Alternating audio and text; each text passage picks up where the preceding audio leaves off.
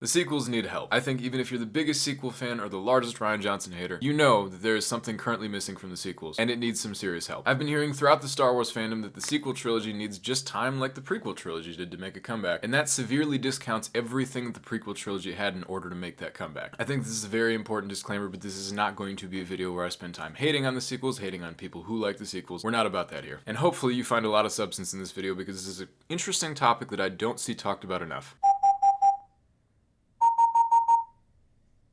I'm gonna be a little bit biased about this one, but gaming, especially Star Wars gaming, was one of the most important and formative hobbies for me growing up. And if you grew up as a gamer during the prequel era of Star Wars, you were almost never bored. LucasArts and all the other Star Wars titles that came out, I mean, they were cooking at the time. Wasn't always good cooking.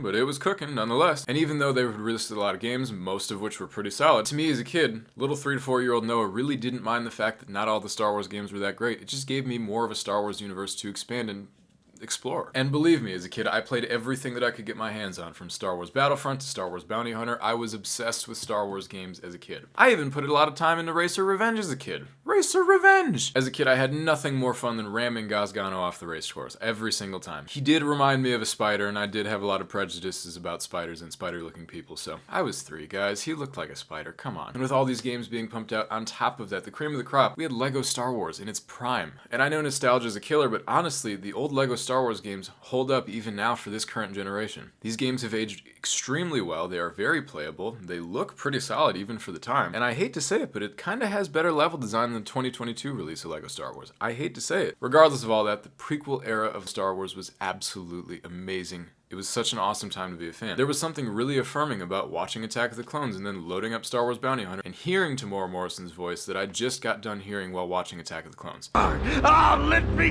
go! Release the Senator, or we will open fire! Do what he says, Bounty Hunter. Release him, now! As you wish. No, wait! Very similar to playing the Spider-Man games, Tobey Maguire reprising his role as Spider-Man. It was super affirming, and it was super cool as a kid to think, that's my Spider-Man, or that's my Jango Fett. It had the same effect. But when it comes to the prequel movies in that whole era, while adults were complaining around me, saying that it just wasn't the same as it used to be, I just had fun with my Star Wars games, getting to pretend to be someone that I wasn't in a universe that excited me way more than the universe that I was currently living in. And so, with the sequels, we've had 3 games arguably release that focused-ish on the sequel era. 3. The LEGO Star Wars Force Awakens game, which technically is the only game that is purely dedicated to that timeline. I guess you could argue a Sims 4 expansion, maybe? And a portion of the newest LEGO Star Wars game. That's it.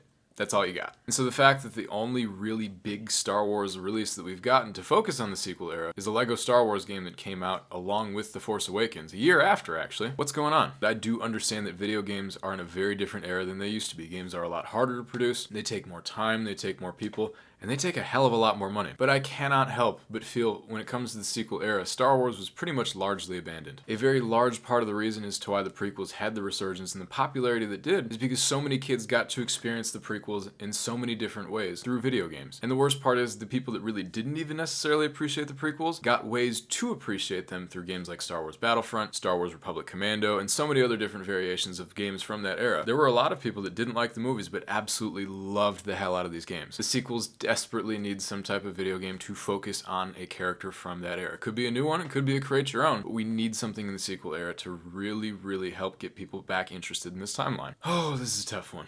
Toys and merchandise. All new Episode 2 action figures give you the power of the Jedi. Toys and merchandise are in a completely different era than they used to be, and I get it. I'm not even really going to blame Star Wars on this one. While I really miss this era of stacked shelves and elaborate displays that you'd see when walking into Toys R Us with your mom who barely had enough money because of the recession and your parents were fighting and divorce was on the way, I completely understand that toy culture just unfortunately isn't there anymore. I hate it, and I'm going to sound like an old angry boomer when I say it, but technology has made kids less interested in toys. Parents also aren't necessarily always willing to put in the effort to make sure that their kids are playing creatively like they used to. It's easy, it's cost effective sometimes, but they will sit all day with screens in front of their face and their brains become mush. I never thought I would be saying this. Oh my god, I sound like my parents. It also doesn't help that toys have gotten exponentially more expensive. Black Series figures are now in the average of $30 plus. And in this economy, why would a kid beg their mom for hundreds of dollars of figures when they can spend a fraction of that to bring their favorite characters to life on screen? Taste me how to duck. Taste me how to duck.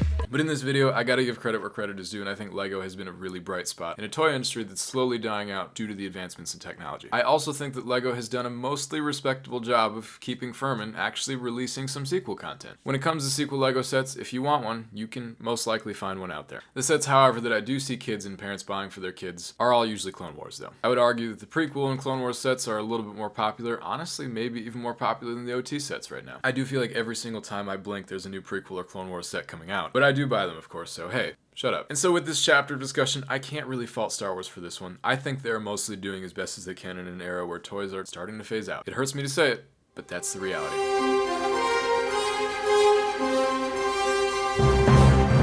This one could be a video topic by itself. In May of 2019, we got our first look at Batuu. Star Wars fans and dedicated Disney park goers flooded Batuu on both the West Coast and the East Coast, and reactions were mostly positive, not without their concerns. Regardless, Galaxy's Edge opened and gave Star Wars fans the chance to experience something brand new and fresh that they've never experienced in the Star Wars universe before. They got to make their own Star Wars story, or at least their own experience, planted in the sequel era. You could interact with Kylo Ren, Stormtroopers, Chewbacca, some brand new fresh faces. Y'all already know this. It was the first lived-in Star Wars experience, and it was a sequel experience nonetheless, until it wasn't. Just recently it was announced that Galaxy's Edge was going to be swapping themes so that they could kind of go in and out of different eras whenever they wanted to. And this is a bigger deal for Star Wars than a lot of people even have cared to realize. While at first I was initially really excited, I had some discussions with some people in the fandom who I really value their opinions on, and my thoughts have shifted just a little. I will preface this by saying I think it was absolutely insane to develop billions of dollars worth of theme park space for a Star Wars area and make it so that you couldn't feature your most popular and marketable characters. It's like creating a Harry Potter themed land and not featuring Harry Potter. Imagine how well that would have been received. I did see and respect where Star Wars and Lucasfilm and the Disney parks were going with this idea. The Star Wars universe is a massive one. Fortunately or unfortunately, depending on who you ask, the movies have focused around Skywalkers. They have focused around these Skywalker stories. Anakin Skywalker arguably is the story of Star Wars. Disney was trying their best to induce the sequel trilogy into the minds and memories of millions of guests here by giving them a new experience in that era that hadn't really been that explored yet. And I can respect the risk. But the crazy thing is, you spent your billions on your park, you set up that sequel era, you even opened a hotel to really reinforce the idea that this is what we wanted people to live in and experience, and then you flipped it. You gave up on it. I understand the complaints. I understand why people wanted to see Darth Vader in the Star Wars park. I get it. But instead of giving that area of the park the proper attention and investment that it needed, they folded. They folded on Galaxy's Edge. Don't even get me started on the Star Cruiser. I'm gonna get started. I won't go too far into the Star Cruiser because it's a topic that's absolutely beat to death. But the Star Cruiser was another sequel project that was absolutely failed by the people who created it. I do understand that it is already hard enough to market a project, a sequel project that is, with a very high price tag, on the same property where you could get a longer vacation for the same price. But with the marketing that had come out before its initial opening, I just feel like they didn't even try. Which, considering the money and the investment that Disney had put into this project, I don't understand it. Regardless, the majority of the people that went on the Star Cruiser said nothing but good things about it. And while attendance did start to dwindle, instead of making changes, they just said, nah, we tried. It was fun, guys. See ya.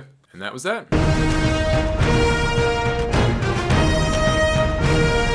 The prequels got an award-winning TV show that y'all know already plenty about. Viewership and ratings were mostly pretty solid throughout, and the Clone Wars was the thing that helped the prequel trilogy cement itself in the hearts of Star Wars fans probably the most. The sequel trilogy? Haven't gotten anything near that. And while we do have a Rey trilogy coming out, I think it has been 11 years. Once again, I feel old. And we don't have a single thing. Oh wait, but Star Wars Resistance? Stop it. I have openly enjoyed Star Wars Young Jedi with my daughter more than I have Resistance. I do try to remain positive when it comes to everything with Star Wars. You will not catch me speaking about Star Wars Resistance in that manner whatsoever. I'm sorry. I really am.